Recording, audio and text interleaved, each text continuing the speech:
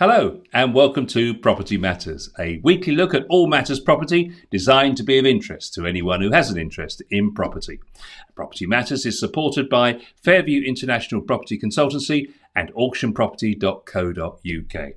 Each week, of course, as you know, we look at those property stories that are making the news and plenty of them for you this week. And please get involved, adding your comments in the chat below wherever you're watching us today. Don't forget that like and subscribe if you haven't done it already so that you get notifications of when we go live. And if you'd like to email us, it's propertymatterstv@gmail.com. And joining us, of course, as always, with his wisdom, it's Joe Joshi. Hi, Joe. Good morning, Paul. Good morning, everybody. What a week. There's never a dull moment in property, of course. If it isn't the pandemic, it's Mr. Putin. And his merry men trying to change the way we think and the way we want to deal with properties. So I'm sure you will all have something to add to that today. Indeed, it's certainly been a busy year for news stories, that's for sure. And the property market did its own fair share in 2021, of course, with a record year, both in terms of the volume of sales and the rises in prices. And as we've turned into a new month, we've got the data for January now from Zoopla. This is Grania Gilmore's monthly report, which goes and it shows us where things are going with the property market. And the headline here for the month of January, Joe, is that average house prices in the year to January, so each month we had another month on, so the year to January in this case, up 7.8%. Now, if you remember, it was over 9%, so that's showing that as we move into the new year, things are slowing. Average house price now, 244,100. We can also see, interestingly, on the right-hand side there, that the flow of new supply of homes, 4 weeks to the 27th of February, is at a high against the 5-year average of plus 5%. So that's interesting because that figure, ever since we've been doing Property Matters, has always been negative. There's never been a positive flow of new stock compared to demand. And this is the first time that we've seen that.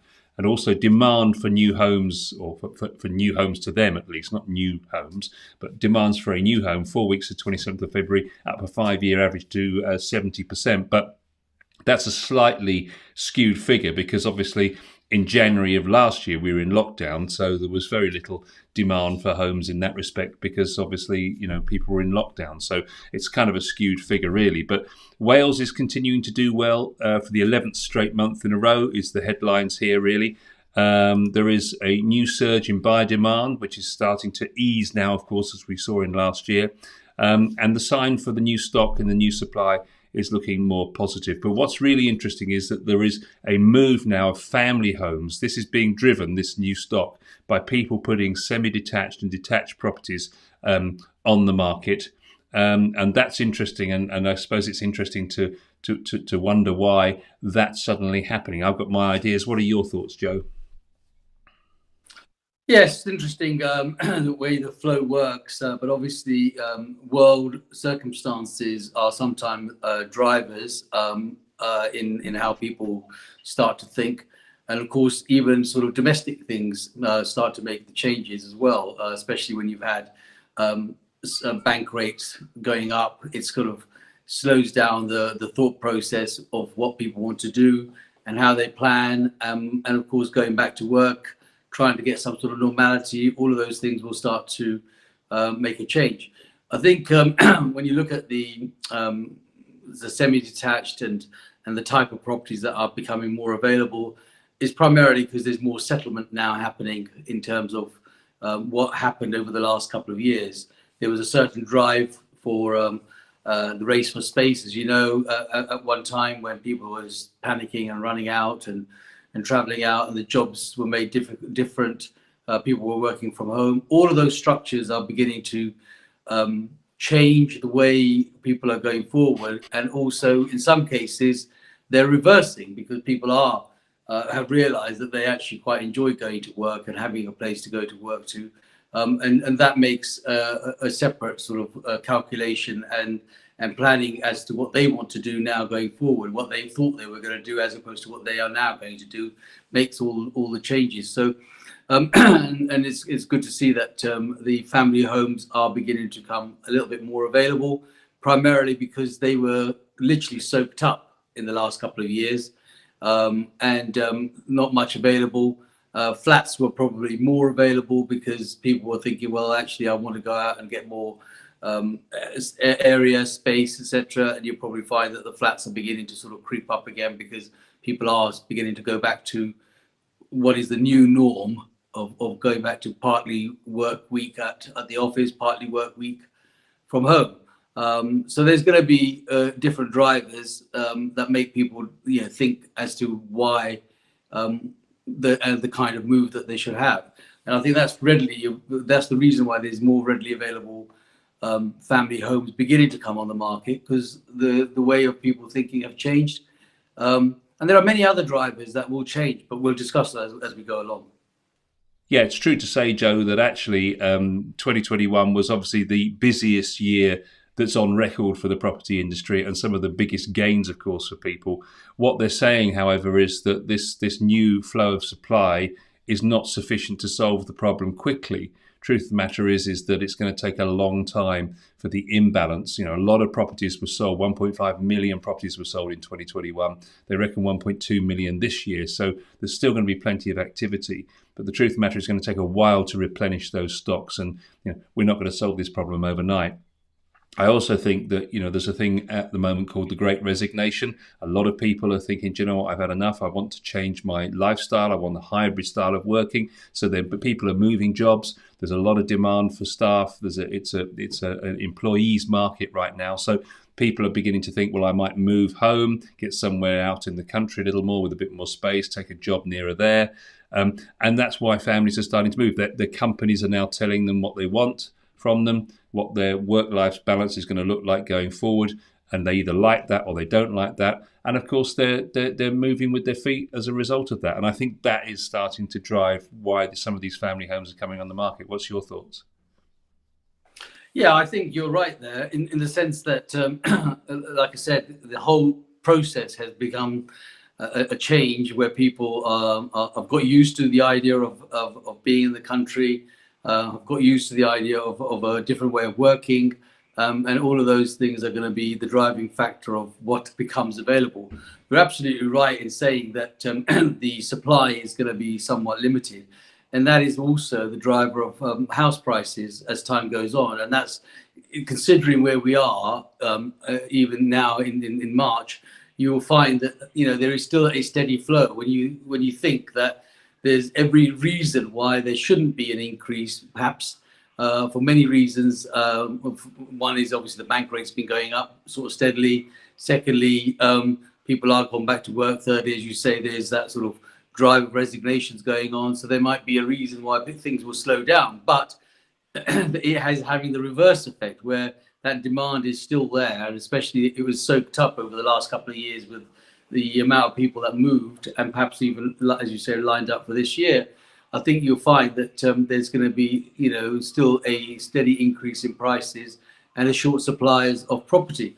I mean, property short supply is period. I mean, they want to have 300,000 homes each year, and they're not even making those targets in the current circumstances, let alone the standard basic, house move. As families, and especially as the way they start to think about their jobs and so forth. So I think it's pointing in the right direction, but it still goes to reaffirm all of my thoughts as an agent that basically it's still the safest bet. It is still the right thing to do, and there's just never going to be a let up. And I've had many recent discussions with the clients and owners and sellers and buyers, etc., all the time. Our house price is going to drop. Is there going to be a lull in the market? What's going to go on? What's your thinking? What's your plan? And I've just said the only thing that will ever happen probably is that we might fall into neutral for a while until world crises and things start to do. But actually, we're not even in neutral. We're probably in gear 1 and 2 and not in gear 4 at the moment. But it's still going forward. It's not going dramatically fast, but or has as fast as it has for the last couple of years, but we're still in drive, and not quite made neutral yet. So a long may that continue. It's going to be interesting to see, isn't it, how world events affect confidence in the market for people to make these moves, and also interest rates as a result, cost of living, all those things will have a bearing, I'm sure, on property. But looking at the new supply starting to rise there, so this graph here, every time we feature this report all the way through Property Matters, the third column, flow of new supply, the third column in, always showed a negative figure below the middle line. Now it's showing plus 5%. That's where the change is. But the demand is slightly skewed, as I was saying earlier, because the 70% is an increase in demand year on year from January. But it's obvious it's going to be huge demand this year because of lockdown in January of last year. So that's a kind of a rather skewed comparison to make. So that's why it's so high. It's not that suddenly 70% more people want to buy property. It's just that people weren't going out because they were under lockdown. And now, of course, they're not. And that's why the demand is higher. But sales agreed is up 26%, which is great year on year. But again, that's got something to do with pandemic lockdown, of course. Flow of supply is up, but we're still 43% down on what we need to cover all the demand. So you can see where there's still work to be done. Family homes now selling, 3-bed homes selling in 23 days is the latest figure, Joe. And here's the average house price growth on the screen there now. You can see, so your annual change, you can see it starting to peak off. From really August of last year, gentle peak off. So once the stamp duty holiday was gone, then it's fallen down, and obviously demand will have decreased as well over that period of time, over Christmas and so on. But you can see the price is starting to wane a little there. And here's the graph of more homes being listed. So you can see in Scotland and the southeast that the number of homes being listed, the black figure shows the number of homes being listed on the market. The purple shows this time last year. So you can see things are looking quite strong. And lastly, that's the same figures for family homes. So the black is this year, but look at that last year. The same period last year, everything was down: 2-bed semi-detached, 3, 2-bed terraced, detached, 2-bed terraced, 3-bed detached, and so on. So you can see quite a dramatic change in the supply flow of family homes. So what they're basically saying, to sum this one up really, Joe, is that, yeah, it's looking good. Prices are starting to wane a little. They reckon 1.2 million sales this year from 1.5 last year. It's still going to be a good year. And they reckon that growth will be between 2 and 4% next year. So, I mean, all in all, still not a bad a place to be. No, and I think they're right in thinking that there's stuff. When they say that the prices are waning, it's not so much they're waning; it's just that the supply and demand part is kicked in, and so there's probably a bit more of a correction going on. When the supply was limited, the demand was very high. Sort of this time last year through the pandemic, obviously house prices were shooting through the roof. Now what they're doing is just sort of correcting themselves to what they should be, as opposed to dropping. So it's not a price drop, it's more of a price correction. But fundamentally, you're absolutely right. It is the right place to be, and property is still the greatest investment you can make. They're saying that there may be a wait and see approach. Last point on this, really, that a lot of people might go, do you know what, things are a little bit volatile, we'll wait and see. But they think that will be counteracted by the number of first-time buyers who are still really keen. They have no chain, and of course, if prices are easing up somewhat, then that might make them a little bit more affordable for them. So they're reckoning that the first-time buyers will probably keep the market cooking on a little bit nicely. So that's the Zoopla report for the month of January. Always interesting to see where the market's going and getting that insight so that people can make their own decisions based on their own choices. So, and obviously moving on to our second story, we couldn't really do a Property Matters without looking at world events, obviously, not necessarily looking at the rights and wrongs of what's happening in Ukraine, but perhaps the effect of sanctions on individual Russians, and Russians, of course, who do buy property in the UK. So there's an interesting number of reports in the press this week about Russian homes. Interestingly, I was expecting, Joe, that more than 1% of the property market in London would be owned by Russians, but it seems like it's actually quite a small niche part of the market. Yeah, I think it's the illusion, isn't it? It's just like everybody thinks that, and not so much a party trick, but it's a question I always ask, that how much of England is built?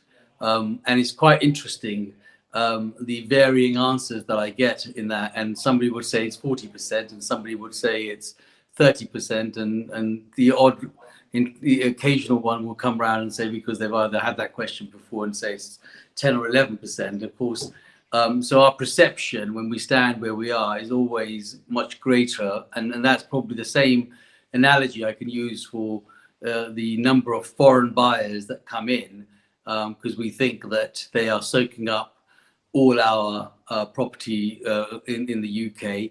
That's not always the case. We also believe that foreigners are always soaking up all the jobs that are going on in the UK, and that is not always the case. It's just that that's what we want to see. So yes, it's not a huge number, but then on the other side, they always had the headlines, and as we know, whether it's good news or bad news, actually more than good news, bad news always sells.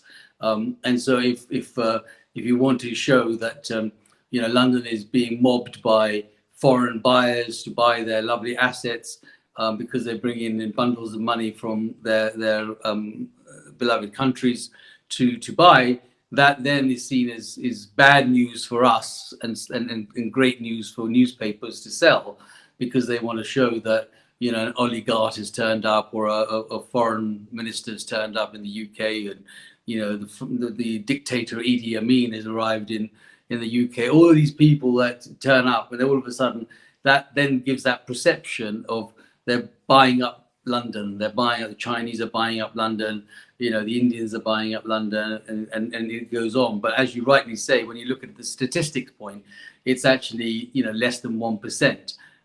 But it's the way that media is sold, that person's come in and bought Harrods, for argument's sake, or they bought the whole of Sainsbury's, or they bought and so they're household brands to us, and we then feel a little bit aggrieved that a foreign guy has come along and bought it.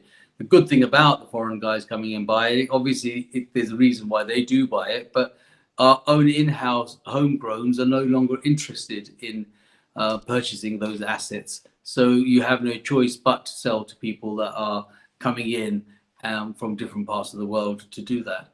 And yes, you're right, it's quite a low percentage. Just to substantiate the claims, this is research by Benham and Reeves this week, which basically has gone into some detail about the number of properties. So what they're saying is that during the period, let me see here, some 82,305 residential property sales took place across the London market last year, 2021, to the tune of 55.7 billion, while home buyers paid out 3.7 billion in stamp duty tax on that. In addition to these primary residency purchases, there were a further 13,000 transactions took place for additional purchases, such as second homes and buy-to-lets and so on. So it's thought that approximately 30% of the market activity last year was attributed to international buyers in general, Joe, with Russian buyers accounting for just 1% of the market. This means that Russian buyers accounted for approximately 247 primary residential property purchases in London, with a total market value of 167 million, paying just over 11 million in stamp duty as a result. And the suggestion is that, of course, with the Russian economy falling, and whenever there's difficulty in the world, London and the UK in particular becomes a safe haven for people, a beacon of stability, if you like. So the suggestion by Benham and Reeves is that actually those that are not sanctioned, so not the big high-profile oligarchs, etc., but those that are not yet sanctioned, may well be looking to come over here and find some investment here. Presumably they'll have to do that through banks they have that are not Russian, because presumably they're all unable to transact on behalf of these people. But the suggestion is that actually they will seek to come to London and put their money in something secure, because they can't obviously put it into anything in Russia at the moment. Yes, I think you're right in bringing that subject up. I mean, the good thing about the United Kingdom, England per se, is that it is recognised as the safest haven, should I say, not just for money investment, but also for families. They feel that they can walk on the streets of London and not really have to sort of have an entourage of cars in front and back and security and so forth. So there are many other reasons apart from the fact that we're an island and we will continue to grow in property and value. But the main thing is that there is a security aspect, both for family and for their investment. It's transparent. You can see it. There's laws. It's the right way to do it. It has got systems and so forth. Those are all the attractions that come in. Of course, the other thing is that having a British passport allows them to have access to many places in the world, and those things are, and that's one of the things that they bring money in. They invest because they actually do get a chance to become a citizen of the United Kingdom. And again, recent discussions with people, when you think that the trouble that people go to, forget about these rich potential Russians and oligarchs. Look at the poor guy who's traveled across in a dinghy and we're risking his family and wanting to get to the United Kingdom. That is all about not the roads are paved with gold stones, but the safety, the security of what that person is going to be able to do for his family. At the end of the day, they all have some sort of connection back home, and they take a lot of risk coming across choppy waters in plastic dinghies, and to find their hope and glory and their stuff in the UK. And so likewise, the rich and the famous, and especially the families that have got money abroad, always look for a place in the United Kingdom, especially London, again, for the same reason, because it's transparent, it's safe. There's a system here that tells you are the owner, or you can become the owner of a property, which is always difficult in their own home territory, because so much bribery and corruption happens in their own countries. They don't know, even if they did spend the money, whether they're actually if he's going to end up in the right name or in the right company or in the right circumstances. You can forever be arguing about whether it's your property or not. And we need those customers, because at the end of the day, those customers are sometimes the bedrock of the ripple effect of what happens in our own country and our own economy. So as people come into London, Londoners tend to want to move out, or any other city, be it Liverpool, be it Glasgow, Edinburgh, anywhere, any of the big cities. People travel, university towns especially, when children of parents from foreign countries, they come to this country for education and for the university placements that they have in those university towns do well out of the foreign students. And again, it may not be a massive percentage, but that small percentage actually has a high effect. Mm. So therefore, the suggestion is that actually, even if there is a freeze on all Russians buying property, the fact that it's just 1% of the market is not going to mean there's going to be any depression in the market. But it's also interesting, of course, that brings in, and there's just some of the figures, by the way. There we are. There's the Russian contribution, 247 homes at £166.9 million. And also you can see the data for 2021 for second homes. There are 39 second homes, and there's the total at the bottom. So, but also in addition to that, of course, the anti-money laundering situation for agents, particularly difficult, of course, to check up on these people, because one of the things about a property transaction, as you well know, Joe, is of course it's very difficult to dive down and find the ultimate beneficiary, isn't it? It is, when you're looking for someone who owns a property and you're trying to say, I've got a buyer for a particular property, and how do I, drill down to finding out who the owner is, and there are so many trusts and so many offshore vehicles, so many ways that people disguise the ownership of those properties, and so that becomes challenging.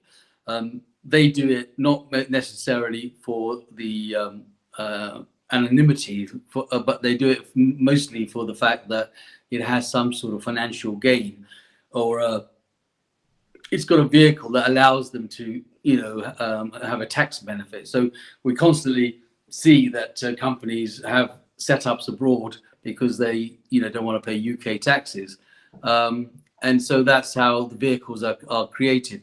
But from an agent's point of view, obviously we need to do, and we do all our money laundering checks with buyers and sellers. as part of our due diligence that we have to now do. And of course, that will only become a little bit more stringent, especially just currently with the difficulties between Ukraine and Russia that's going on, and people will see that. But the big guys, the big guns are probably not the ones that are going to be showing face. They're not going to show the colors of their cards. They may have family and friends and people that might actually act on behalf or in front, and who may be already citizens of the UK that have the ability to buy, and so sanctions may not actually reflect them. It's a case of checking out where their money comes from, and as long as the money has a direct connection, whether it's through a company or the persons and the directors and so forth, then there's no reason for anyone to think anything differently.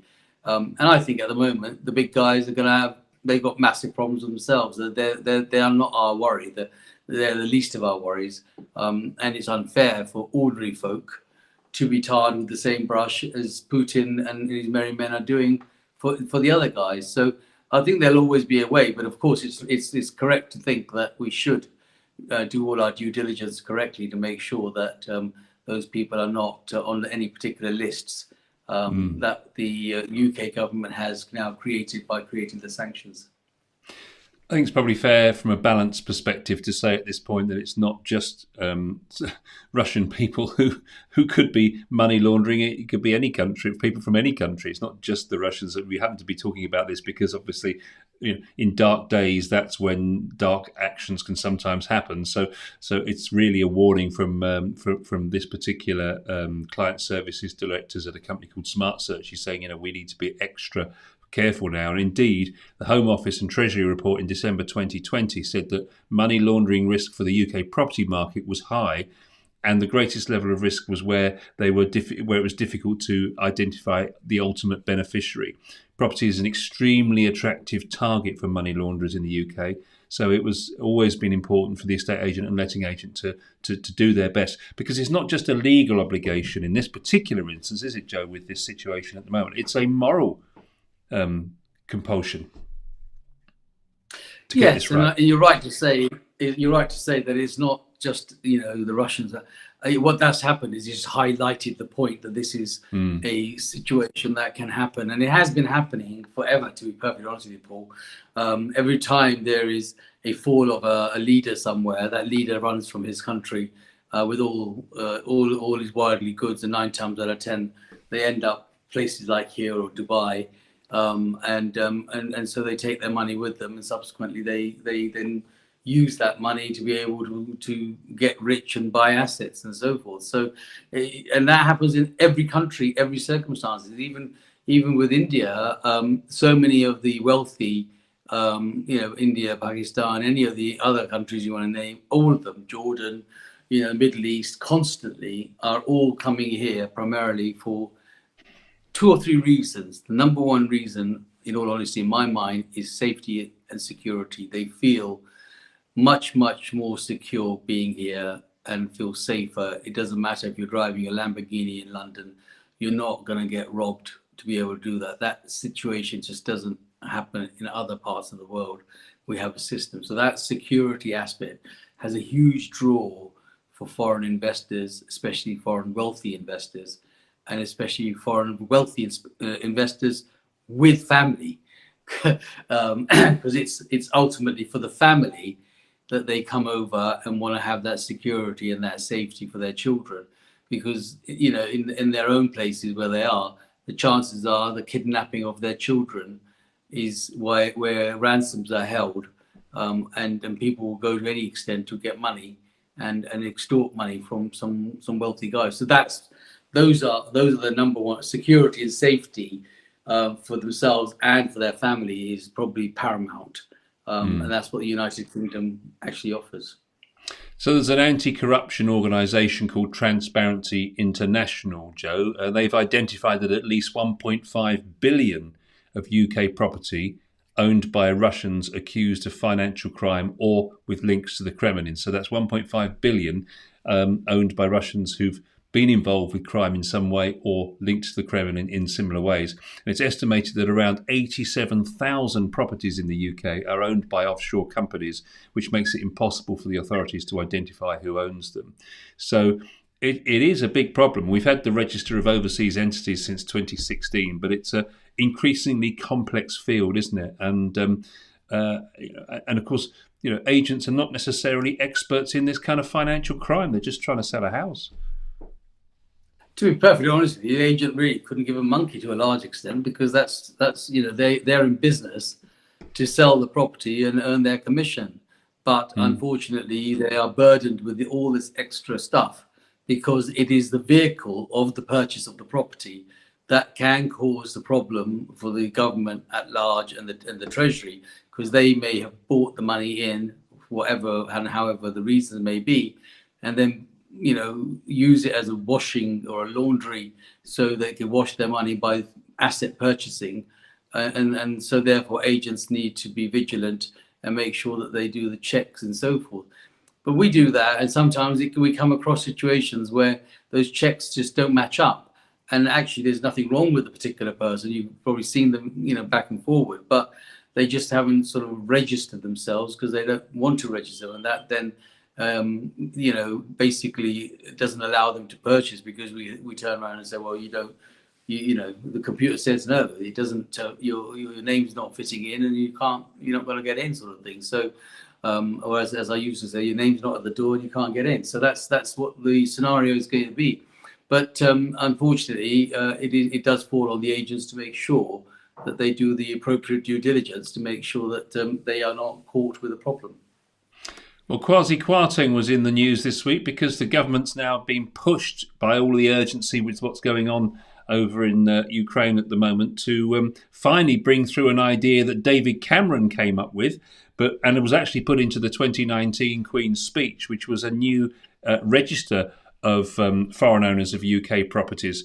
So overseas nationals, including oligarchs and kleptocrats, which we Googled before we came on air, didn't we? And we found out that that's actually people who run countries and siphon off the wealth for themselves. So we've all learned something today, haven't we? Will no longer be able to hide their ownership of property in the UK through companies based on overseas territories. The Business Secretary has confirmed that this will go ahead this week. It was obviously an idea first put forward by David Cameron. It's the Economic Crime and Transparency and Enforcement Bill, which is going to come forward to the House, which will require anonymous foreign owners of UK property to reveal their real identities with a view to preventing criminals hiding behind shell companies. So it looks like there's going to be some action on this fairly quickly. And I think probably not before time. Hey, Joe. Yeah, it's been mooted around for a long time, this, and the problem is the people that made these suggestions were actually then brought to task themselves. So it makes it really difficult. And maybe Kwasi might be the right man to maybe bring this to the table, but I'm sure there will be. It'll hang around for ages, because even those people that are going to pass the bill have got to remember that what is hidden in their closets and cupboards will then become live, and it's exactly what happened to David Cameron, because obviously his Panama files were opened, and subsequently he was very put in a difficult position, even though that was previously. The fact is, he still did it. And so many celebrities, so many rich people, so many oligarchs, wealthy people, business people, all have these sort of shell companies and their offshore setups and so forth, and they do them primarily to hide their wealth and also pay less of the taxes they may be due. So whilst I think they're going to bring this fantastic thing to the House for a bill to be passed, I don't hold my breath that it will be something that will happen in a heartbeat. There will be many changes and probably a long time before it gets there, because there will be a number of people that have got to stand there and say, well, actually, do I really want to pass this bill? Because in a minute, everything that I've got is going to have to be shown and registered, and there'll be many people in the House that will have had their own schemes and wealths hidden. So they'll have to bring that to light. So I think It's an idea that's been floated. David Cameron did try and bring it out, but then realised that his own dirty laundry was being washed in public, and I think that will happen the case. But in the current climate, I believe they've got to show that they are willing to take this to the next stage, just to show that this is the right thing for people to do. But I'm not confident that it's actually going to see the day. Well, time will tell, Joe, and time is against us once again. We've had our time for this week, so thank you very much indeed for your wisdom as always, Joe, and thank you for watching our Property Matters show this week. We'll be back, of course, same time next week with another Property Matters.